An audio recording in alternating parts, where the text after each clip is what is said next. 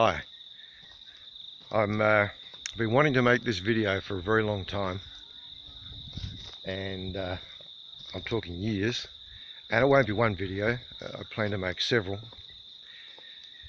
and its target audience is my brothers and my sister and their children, uncles and aunts, my relations, but I also intend to put it in a place where public can look at it. It's not something that I care to hide, and you'll see why when I start on the actual message.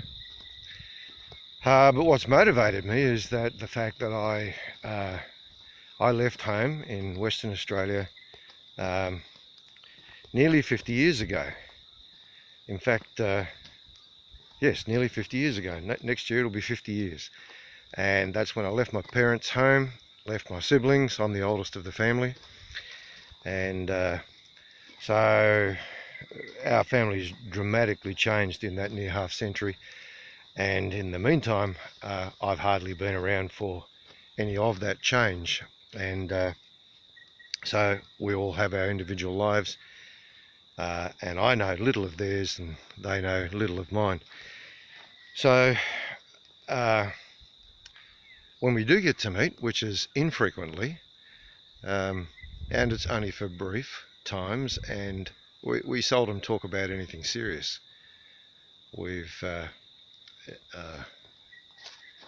I guess because we don't have that intimacy of relationship anymore, and so if ever we did, for that matter, but stuff's happened, and stuff's happened in our lives that is all very important, and I doubt we're going to have chances to ever catch up again, and you're often on my mind. And I felt I would love to have some intimate contact with you, and the only functional way I could think of it was via something like this.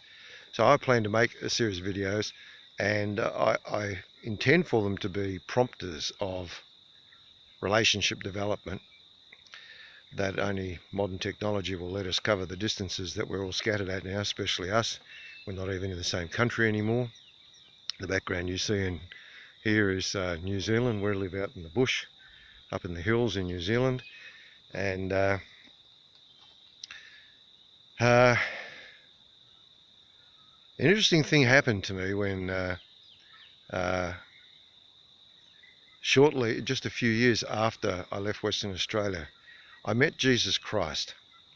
And that meeting has totally formed and shaped the rest of my life since that time, and my family's life, so that my children's life is dramatically shaped by that too, and likewise with my grandchildren. So this is relevant for a number of us, and in my telling you of this, I'm telling you stuff that is very relevant to them too. But it's a prompter, like I said. I'm hoping that there will be responses. It doesn't have to be. That's cool. And but what I would ask you, at least watch this first video through. I hope to keep it short, hopefully under 10 minutes. See how I go on that. And but there are going to be follow-up ones where I will take several of these points that I make in this video and either prove them or elaborate on them, or very pointedly invite more question or comment. But I hope to establish some contact with us, between us. So what I've learned from Jesus, who I know really well, he is my closest friend. I'm with him all the time, and I pray, talk with him all the time. I read his word every day. That's the Bible. And I'm in his church, and so I know how he thinks, and I know his opinion on lots of things, and I'm not boasting. I know tomatoes really well too, and I'm not being facetious there. I'm simply talking about familiarity. I know him because I'm familiar with him. That's all. Nothing to do with cleverness or study or anything like that. It's just I've been with him so long and spend so much time with him that I'm very familiar with him, and I don't want to tell you about him. I don't really want to tell you about me at all, but it's going to involve me. So, and I'll start with me. No, and I'll start with him. I'll start with him. He is perfect. He is God. He is holy, and he is totally sinless. And I was nearly the exact opposite. I was very unholy when I met him. I certainly was not sinless. Nobody is. We're all stuffed full of sin, every last one of us, except Jesus when he was here living as a human. I'm going to have to swap hands because this hurts. He did live a sinless life. Oops, I'm pressing buttons. He did live a sinless life. But I've been interested in this God long before I knew him. And I think most of us are at some stage or another. And I certainly was as a teenager, and I sought him out, and every now and then I thought I found him, but unsuccessfully, and never had an enduring relationship with him at all. In other words, I never really got to know him. I knew about him, or I knew fables about gods, different names. But the first thing as soon as I started to realize who God really was, as I heard about him and saw and understood and agreed with his holiness, which was a relatively logical conclusion. I didn't really need to be shown that. I realized that if I was to meet him, it'd be like light and dark meeting, and it's probably a dangerous encounter for me. For, if a shadow tries to creep into the light, it doesn't stand much chance of remaining a shadow. It's either got to change or it'll be wiped out. It won't exist anymore. And so it hinted at a fearful encounter with God was looming. Well, the Bible tells me that was the case. I actually now have read that over in numerous parts of the Bible where God is instructing us with his thoughts and his words and things that we should know and understand about him and about us and about this world. He says we are all sinners. He also says that there's a consequence to that sin because he hates sin. He doesn't hate us, he loves us. I'll talk about that shortly, but he hates sin, and he will not have sin come into his presence. And if we are sin bearers, which we all are, then we can't come into his presence because we'll just cut this sin in with us. So the only way we can ever come close to and have an intimate relationship or ongoing relationship with God, or a safe relationship with God, is to get rid of the sin. How on earth do you do that? And the answer is you can't. It's impossible. It's our nature.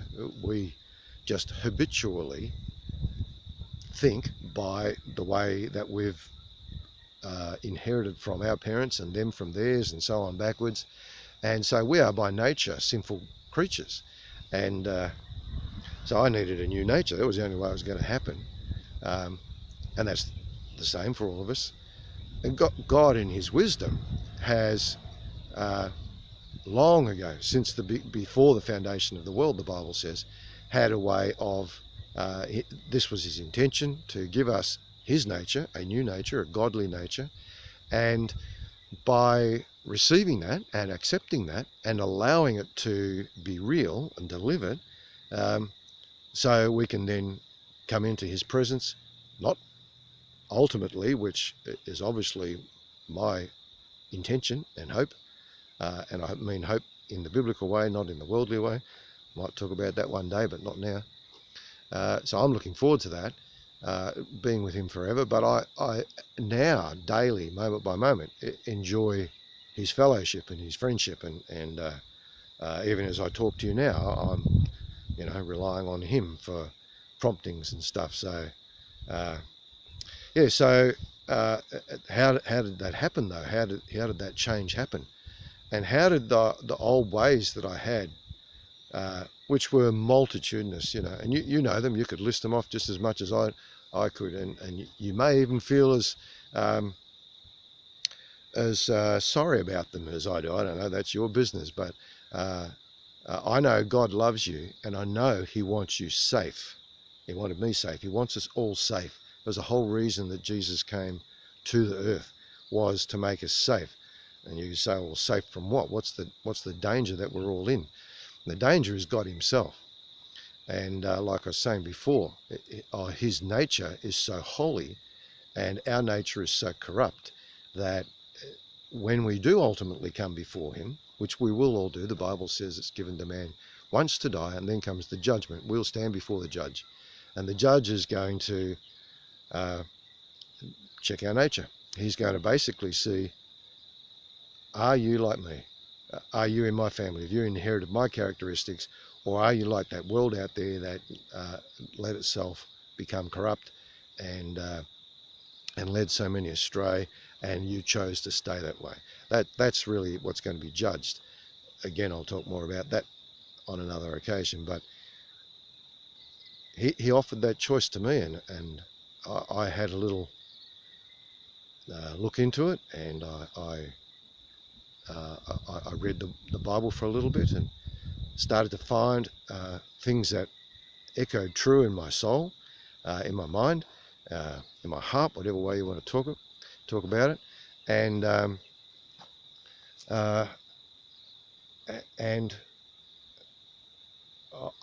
wanted that change. I didn't want to be what I was being. I hated the stuff that I did, and worse, I hated the fact that when I tried to stop, I couldn't, or I couldn't sustain that stopping. I would slip back into it, and then of course that leads to despair, and it leads to self despising and stuff, and now I cope with that. Don't get wrong thoughts about what a miserable, sucky life I've had. I've had a successful career, and at one stage at the end of my career, I was driving luxury cars and earned a good income, and people looked up to me and called me sir, and I wore suits to work, and the people thought I was wise and stuff like that. And I was already by that time a Christian. I have to make a separation between those early years as a Christian and then the last 12 years or so since I've been a biblical disciple. And I really want to make a clarity about that in a later video. But again, trying to keep this one short. Suffice to say, I was a Christian, but I hadn't grown up. I was, even though I was many years a Christian, I was about a 6-month-old in the way I acted, and that was because I wasn't a disciple. More about that another time. Just for the moment, hear what I'm saying, that I was a success in the world, and but in my heart, in my soul, I was a very dissatisfied man, and I retired quite early and got out of the system, thinking that the system and I were incompatible, which was true, but thinking that would fix the problem. I was going to go bush and escape and never have anything to do with the world again. But that was when discipleship started. That was a turning point in my life. Again, it was the second time. The first time was meeting Jesus, and the second time was giving my whole life to Jesus and going His way instead of trying to do Christianity my way, or the way of many of the so-called churches, because sadly, the simple test is, folks, whether a church is a real church or a Christian is a real Christian, or just wannabes. Simply put the Bible on one side and look at the other, between the Bible and the thing you're looking at. Is the church that I read about in the Bible the same as the church I'm looking at there, or is the Christian I'm looking at in the Bible and the Christian I'm looking at there the same? And if they are, then they're the genuine article, and if they're not, obviously they're fakes. And I wasn't a fake Christian, but man, I lived like one.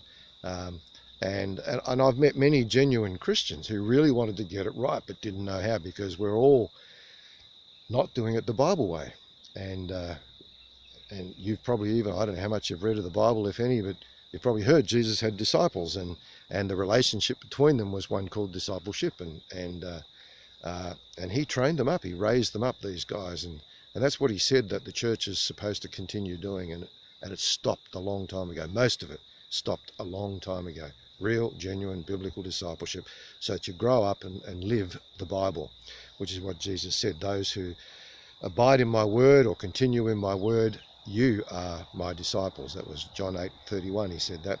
John chapter 8, verse 31. Anyway, so he wants me to tell you about this. He wants me to tell you that there is hope of a change. Your life can change. It can have not only purpose for now. Some of you may, this may be an issue for you, that your life seems to be purposeless. You know, the purpose at the moment is, you've discovered, is pointless. Your purpose was making money, or your purpose was being a success, or your purpose was having a loving family, or your purpose was to have fun. I don't know what, lots of different motives I've thought of, and over the years, and been moved by a little bit, and seen others get moved by, and I found all of those to be very hollow. In fact, I found that at a very young age. Most of my family won't know this, but I attempted suicide when I was 16 years old, because I'd already tried enough of those things and already found that none of them actually stood up to the test. I hadn't tried sex at that point, and I didn't drive a car at that point, and I knew that that was two nice things, two really fantastic things I was looking forward to, but but I knew how they were going to turn out. They were not going to satisfy either, because the things that I had already gotten up to, none of them had what I felt like I was craving. And I met that when I met Jesus. What I met was an explanation for why I exist. And not just an explanation that was a theoretical possibility, but one that I was able to test and prove. And I hope to really do some proving in later videos. But for now, I better finish it up. I'm not even sure I've made any serious points right now, except to say that I intend to make some points, and I really hope that you'll check out some of them, and I hope that they'll be the start of well, perhaps some relationship between us, much more importantly, a relationship between you and Jesus. Because ultimately, and I think I forgot to say this at the start, but I'll say it again if I did say it, you and I are probably not going to meet again in this life.